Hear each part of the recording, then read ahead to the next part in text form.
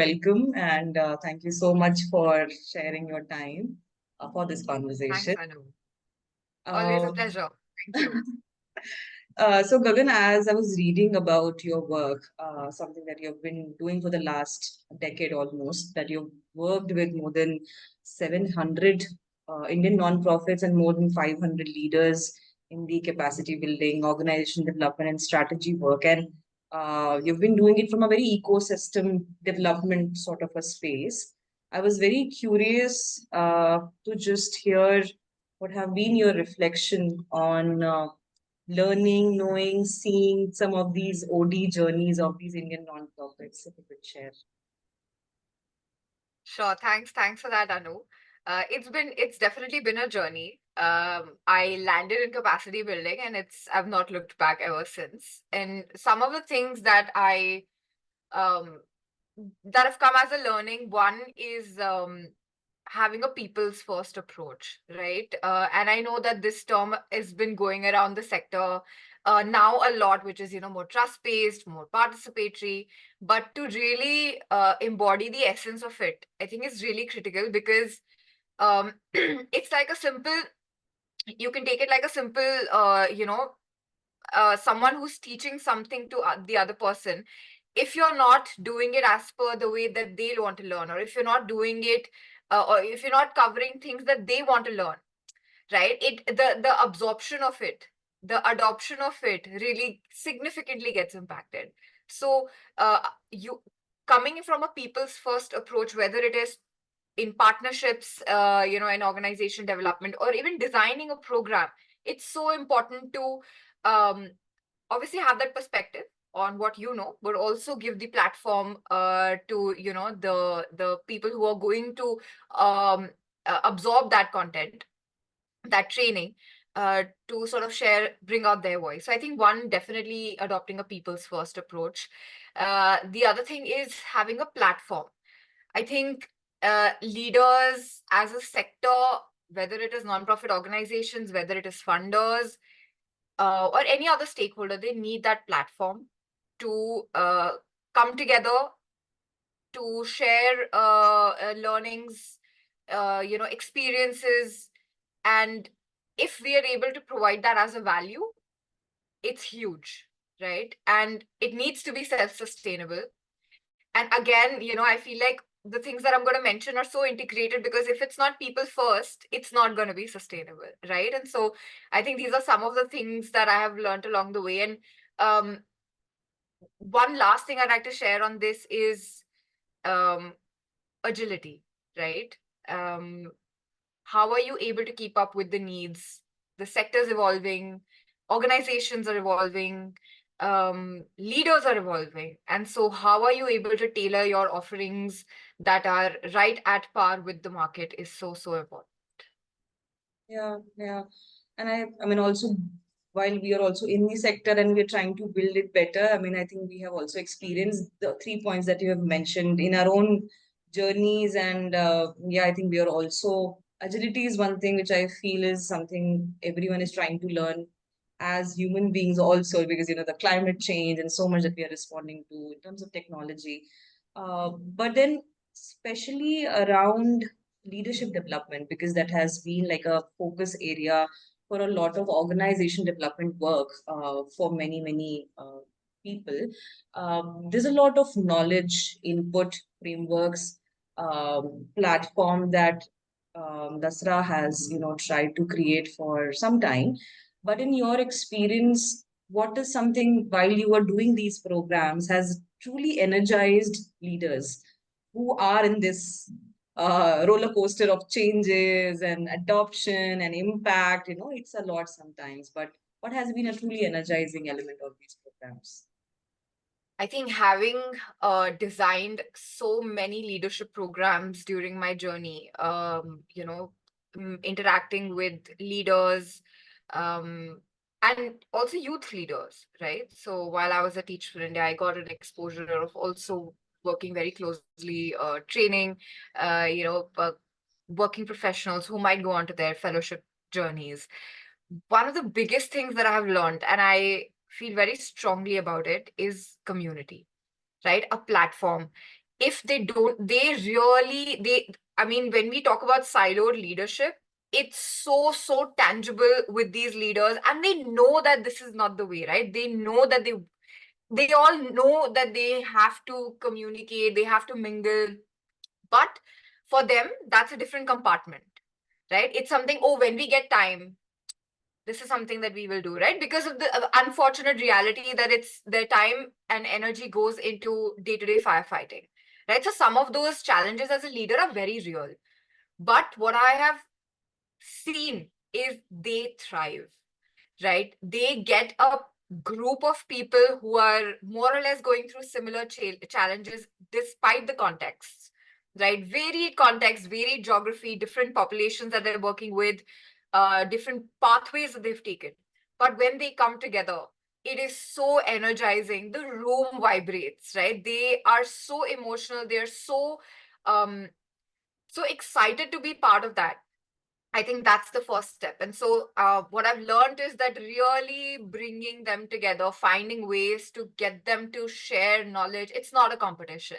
And they know it, right? It's just that there has to be this push that helps them disconnect from the day-to-day to, something like this, which eventually is going to bring a lot of benefits, right? Beyond just anything, you'll have a network to rely on, and that's the best thing ever, right? Strongest foundation ever.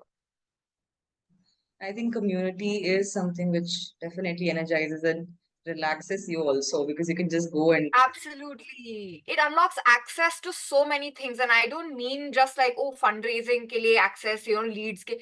You get access to people, their journeys, their learnings, and that is so fabulous. it is, it is. Um, so I'm just going to ask you something weird.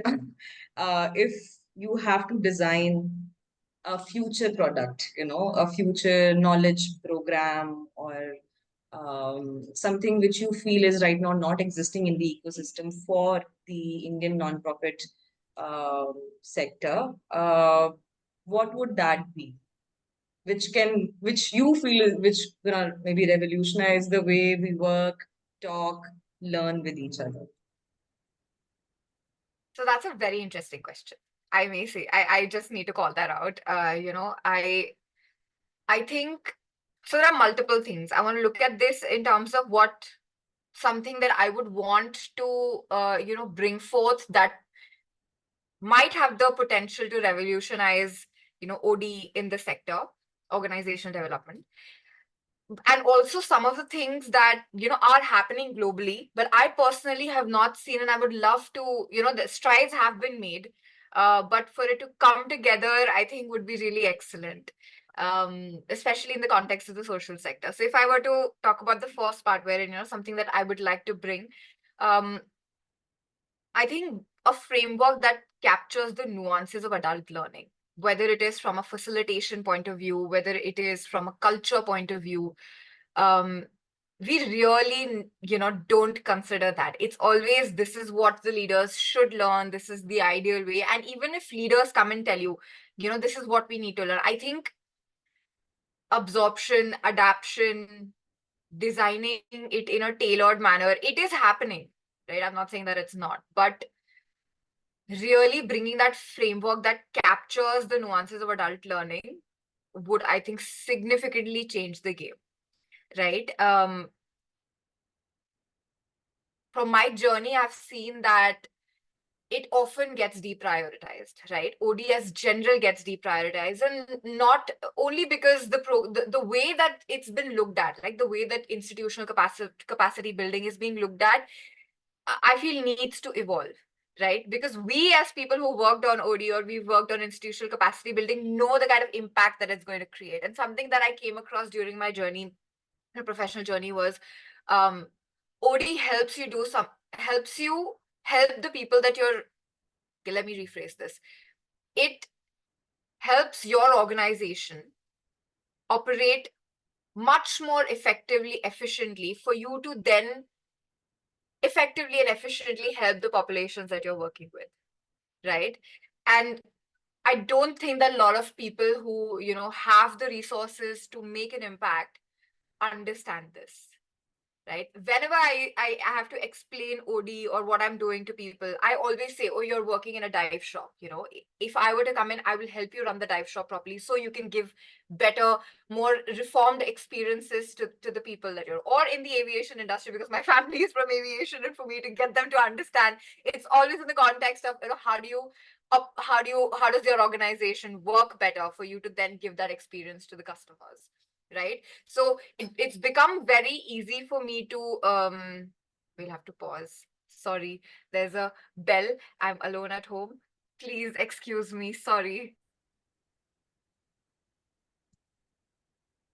Right. So yeah, bringing the nuances of adult learning, I think, is very, very critical. It'll really help people change the perspective with which they approach OD. And I think that mindset shift that is needed for them to see the value that, institutional capacity building or capacity building generally brings. Um, that mindset shift will sort of start to happen. Right. And if I were to look at the second part of the way that I'm looking at the question that you just asked, right, like some of the things that I would love to see more of that happening, but and I've come across those globally, a lot of organizations operating on capacity building, organization development for different contexts, different stakeholders are doing this. So I'd love to see that more in India, and if it is happening, I'd love to know more about it. But basically inclusive programming, right? Adopting the Jedi principles, which is gender, not the justice Jedi, but the GEDI, which is gender, equity, diversity, inclusivity, right? Like how are we designing inclusive programming, and how are we looking at inclusive programming? It can be from a language perspective. Of course, this is very basic, right? But we have to start somewhere, to then going into looking at how is the content more inclusive. Who are the participants that we would, looking at it from all angles, I think would be very, very critical. And I know that there are strides being made in it, but I would love to see more of it, So inclusive programming, definitely. Secondly, learning, which I think it's called asynchronous and synchronous learning, which is, you mesh the online live sessions with then giving the flexibility to participants to, learn at their own pace. I personally have not seen this, and of course there are drawbacks and positives to each kind of approach, but I do believe that the kind of work that our leaders are doing, if they have flexibility of this kind, I think it would really level up the kind of not just it will level up the way that they're absorbing, it will also level up how the content is being provided to them. So and really push the people who are designing to cater to all kinds of nuances. So and of course technology would play a huge role, and we know that this is the digital era, right? So I believe that seeing more of that would be really critical. And there are a lot of organizations in the sector today who are providing capacity building, who are looking at cohort-based capacity building, support. I would love a community for them to come together. Can we have like an open source, regulated, governed platform where you have resources, you have contacts, you have opportunities listed, and all of these organizations are playing a role, right? Because not to say that they are providing same things or similar things or different things, but there's so much knowledge that sits with each of these, not just about the content, but also what the leaders want, where the sector is going, different themes like education organizations, livelihoods focused organizations. How can we bring that knowledge together? I think would just catapult this whole thinking and what we are doing for the sector. So yeah, I think this is how these are some of the things I believe we should see more of, and I'd like to see more of. Yeah, I think you'll be building some of that too. And on that, just my last question. Hopefully. Yeah. The journey that you are on right now, as you're exploring work for yourself, what is the inner learning journey that you want to embark on now in OT, because you've done something significant and you're exploring more? What is the ask that you're seeking? I think the ask is I think it's if we look at it in terms of OD specifically, I think what I'm looking to, and also the challenge is, there is an ocean of activities, of support, of the approaches, that we can bring in, of the support that is needed, activities that we can do with the organizations to really level up. I think having or creating a I don't want to call it framework because I feel it's an overused word, but in some way or form, can we bring that together so that it becomes easier for people to identify their niche and also to be able to articulate that, right? It is not just about, oh, this is, I've worked with XYZ, these are the three things I can do. It's to me, when I talk about people first, when I talk about, Jedi, it's really about the value that you're sharing. What is the value that I'm bringing, you are bringing, and not just at an individual level, but also when I talk about community, right? So for me, I think it is being able to communicate that value, right? And right now, because it is something, it's a sector that's still growing. There's a significant mindset shift that's needed. It is becoming it's a challenge, but also an opportunity for us to define that. But that's something that I'm looking forward to. And beyond that, of course, like how am I able to use or leverage these learnings to different stakeholders, different contexts, right? Whether it's in startups, like challenging the hypothesis that, oh, any growing organization, whether it's a startup or a nonprofit or a general private organization, would face the same kind of challenges, right? I started with this hypothesis, but I know that there's a lot of layers underneath that, and I'd love to like peel them off, see what we can do with the existing knowledge that we have. So it's a very exciting feeling, and I feel that this sector, and as we grow, and the likes of you, Anu, who've taken it upon themselves, and I'm already on that bandwagon to really change the game. So yeah. Yeah, and I really, really relate to whatever you said in the last, that this doesn't have to be in silos as well, right? I mean, a lot of knowledge Yes, of organizing and learning is very universal in certain forms as well, as is human learning and adult learning. And it might be the right time that we start, dividing, like just breaking these walls and just seeing what else is possible here, what can we really explore out of these absolutely, boundaries. And absolutely.